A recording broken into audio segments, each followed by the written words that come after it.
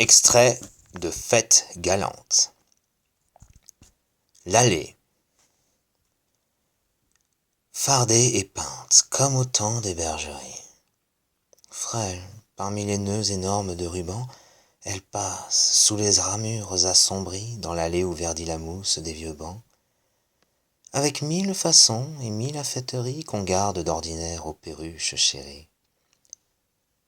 Sa longue robe à queue est bleue, et l'éventail qu'elle froisse en ses doigts fluets aux larges bagues s'égaie en des sujets érotiques si vagues qu'elle sourit tout en rêvant à maint détail. Blonde en somme, le nez mignon avec la bouche incarnadine, grasse et divine d'orgueil inconscient, d'ailleurs plus fine que la mouche qui ravive l'éclat un peu niais de l'œil. À la promenade. Le ciel si pâle et les arbres si grêles semblent sourire à nos costumes clairs qui vont flottant, légers, avec des airs de nonchalance et des mouvements d'ailes. Et le vent doux ride l'humble bassin, et la lueur du soleil qu'atténue l'ombre des batilleuls de l'avenue nous parvient bleue et mourante à dessein.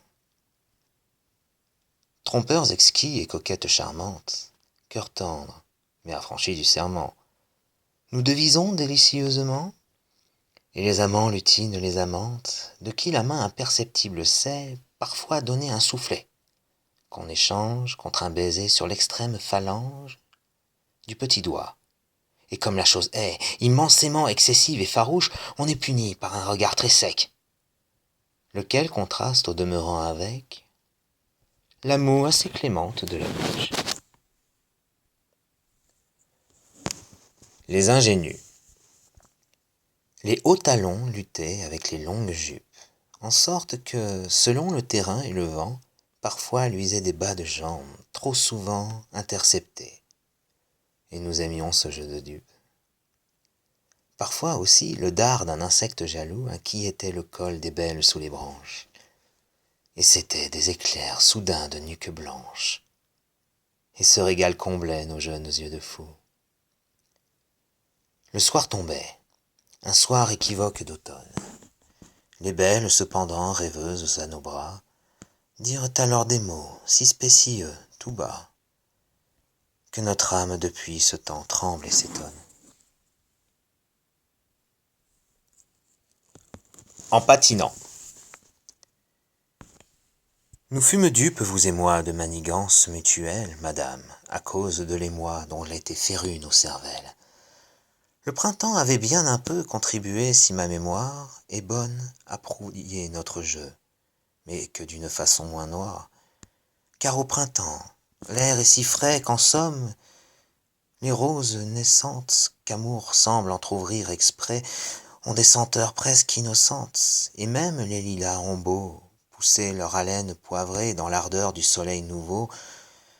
C'est excitant au plus récré, tant le zéphyr souffle moqueur, dispersant l'aphrodisiaque effluve, en sorte que le cœur chôme, et que même l'esprit vaque, et qu'émoustillés les cinq sens se mettent alors de la fête, mais seul, tout seul, bien seul, et sans que la crise monte à la tête. Ce fut les temps, sous de clairs ciels, vous en souvenez-vous, madame, des baisers superficiels et des sentiments à fleur d'âme, exempts de folles passions, pleins d'une bienveillance amène, comme tous deux nous jouissions, sans enthousiasme et sans peine. Heureux instant. Mais vint l'été. Adieu rafraîchissante brise, un vent de lourde volupté investit nos âmes surprises. Des fleurs au calice vermeil lancèrent leurs odeurs mûres, et partout les mauvais conseils tombèrent sur nous des ramures. Nous cédâmes à tout cela, et ce fut un bien ridicule vertigo qui nous affola, tant que dura la canicule. Rires oiseux, pleurs sans raison, mains indéfiniment pressées, tristesse mate, pâmoison, et quelle vague dans nos pensées! L'automne, heureusement avec son jour froid et ses bises rudes, vint nous corriger, bref et sec, de nos mauvaises habitudes. et nous induisit brusquement en l'élégance réclamée de tout irréprochable amant et de toute digne aimée.